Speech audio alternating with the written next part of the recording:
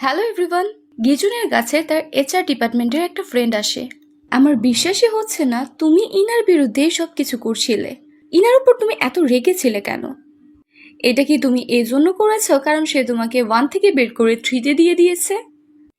গিজুন তো কিছুই বুঝতে পারছিল না, সে পুরো শক দাঁড়িয়েছিল। তখন তার ফ্রেন্ড বলে যে আমরা চেকিং করিয়েছি আইটি ডিপার্টমেন্টের থ্রু, ওই ইমেলের আইটি অ্যাড্রেস তোমার বাড়ি ছিল। আর এই ব্যাপারটাই কিছুক্ষণ আগে জ্যাগিয়েলও জানতে পেরে যায়। এরপর জ্যাগিয়েল চুপচাপ সেক্রেটারি পার্কের সাথে একটা মিটিংয়ে যাচ্ছিল।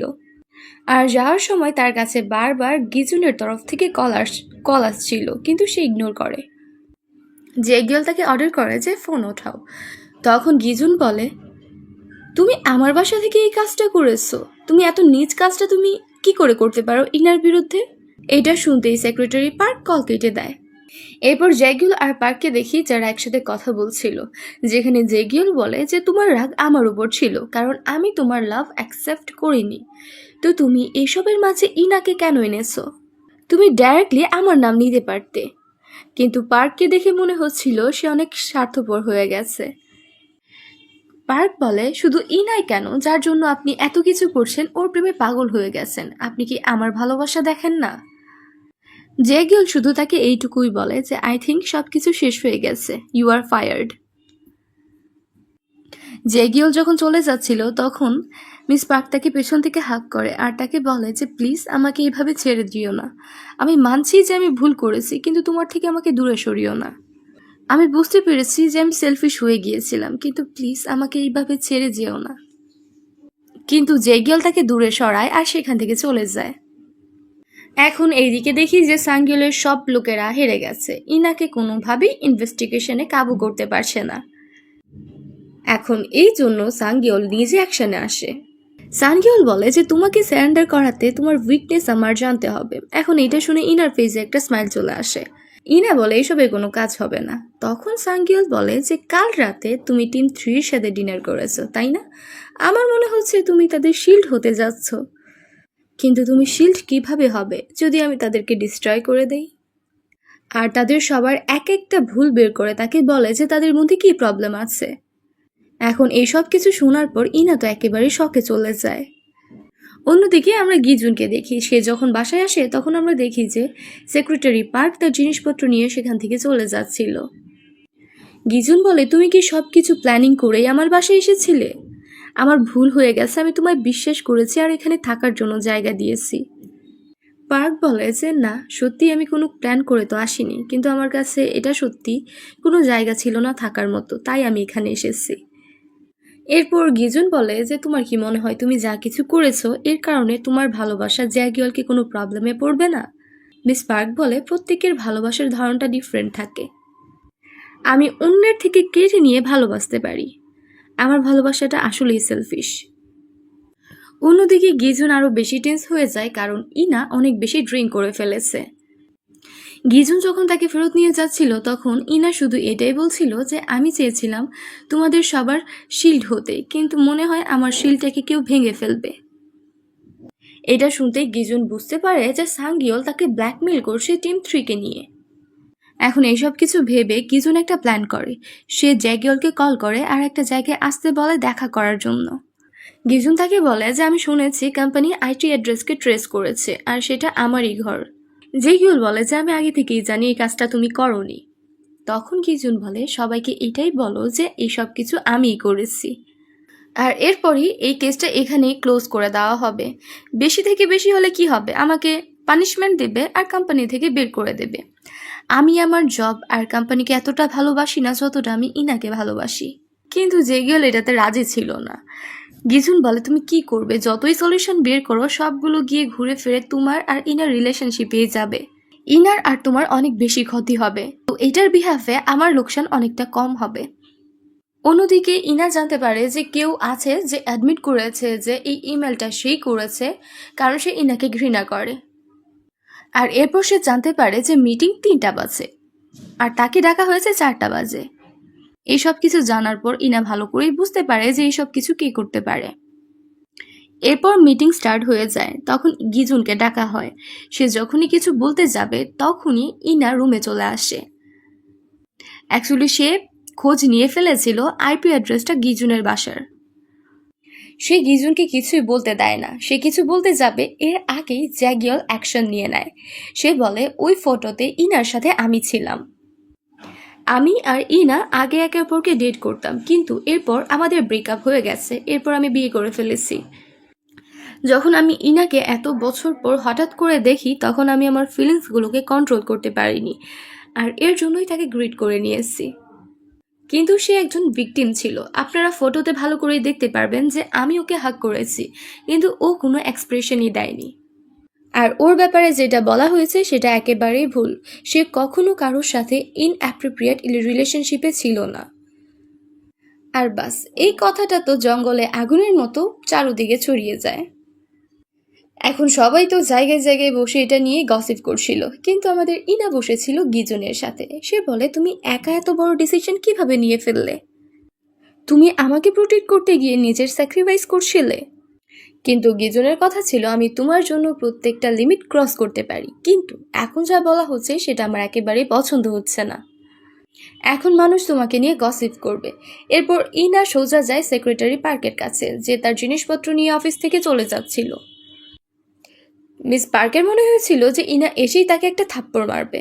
সে কাজে এমন করেছে, কিন্তু ইনা সেই কাজটা করে না, বরং সে তার ইনসাল্ট করে, তাকে নিচা দেখায়। ইনা বলে তুমি অন্যদের ডাউন ফিল করাতে চেয়েছিলে, কিন্তু এখন নিজের অবস্থা দেখো। তুমি এখন কোনো জায়গারই রইলে না সেক্রেটারি পার্ক, তোমার লজ্জা থাকা উচিত। এটা বলেই সে সেখান থেকে চলে যায়। অন্যদিকে আমরা দেখি যে চেয়ারম্যানের থেকে সবসময় যেভাবে জেগিওল বকা শুনতো এখনও সেটাই শুনছে, আর সাংগিওল ভালো সাজার জন্য নিজের ভাইয়ের সাইড নিচ্ছিল। এর মাঝেই সেখানে হিয়ং চলে আসে আর নিজের হাজবেন্ডের হাত ধরে বলে আমার একেবারেই খারাপ লাগেনি, সো আপনি টেনশন করবেন না। আমি এই ব্যাপারটা আগে থেকেই জানতাম, কিন্তু জানি না কেউ একজন ছিল যে সেলফিশ এই ব্যাপারটা লিক করে দিয়েছে।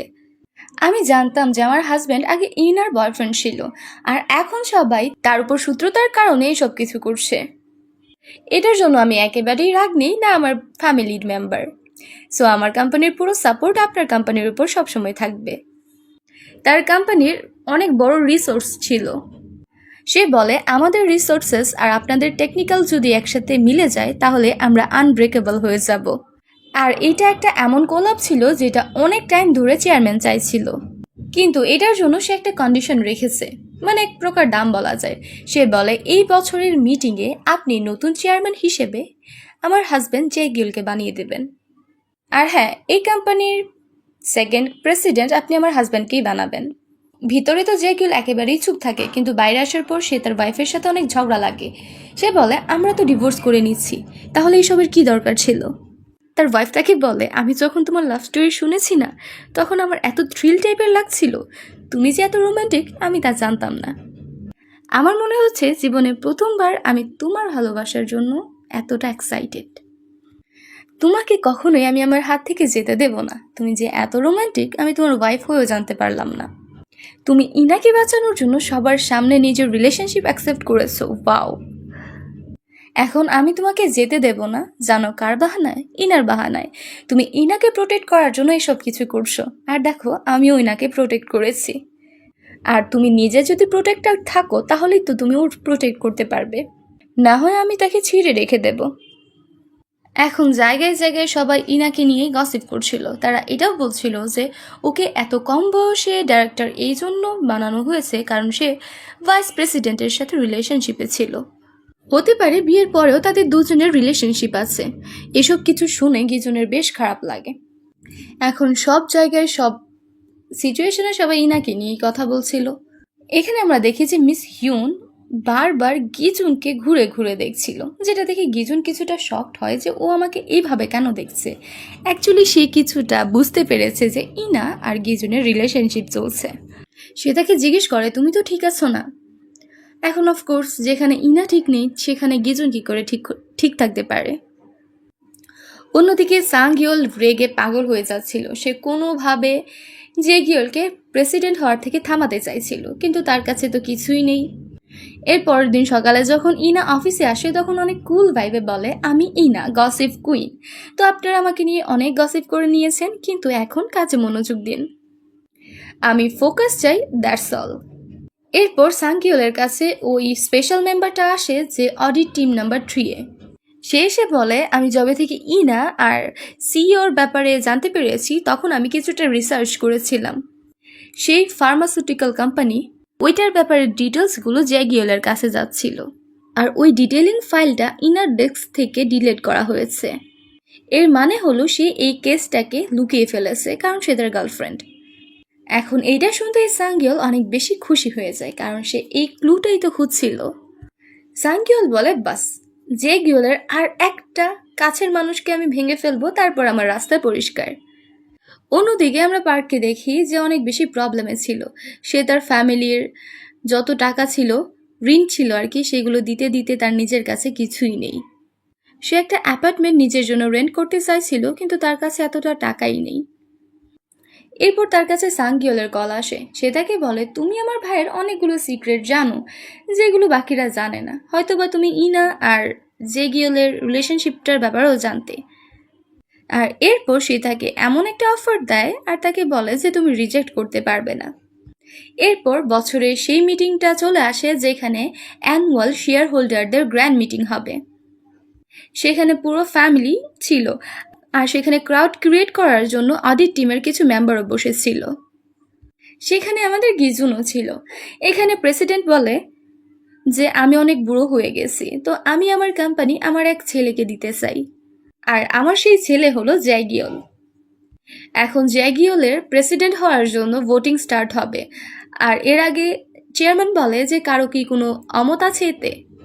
তখনই সাংগিওল বলে যে আমার অমত আছে, কারণ ও কোম্পানির টাকার সাথে কিছু গড়বড় করেছে। আর এই ব্যাপারটা অডিট টিমের ডাইরেক্টর, যে আগে তার গার্লফ্রেন্ড ছিল, সে এই জিনিসটা কভার আপ করেছে। সে নিজের সাথে প্রুফও নিয়ে এসেছিল। তো তারা বলে যে তোমার প্রুফ প্রেজেন্ট করো। সবার আগে সে একটা উইটনেস ডাকে, আর সেই উইটনেস অন্য কেউ না, সেক্রেটারি পার্ক ছিল। এখন সেক্রেটারি পার্ক এমনভাবে নিজের অ্যাপিয়ারেন্স দিয়েছিল যে সবাই তাকে দেখে শকড হয়ে যায়। এখন সে কি বলবে আর এর ফলে কি হবে সেটা দেখার জন্য স্টে কানেক্টেড। যদি ভিডিও ভালো লাগে তাহলে লাইক, কমেন্ট অ্যান্ড শেয়ার করবেন। অবশ্যই আমার চ্যানেলটিকে সাবস্ক্রাইব করবেন। Stay connected. Bye bye.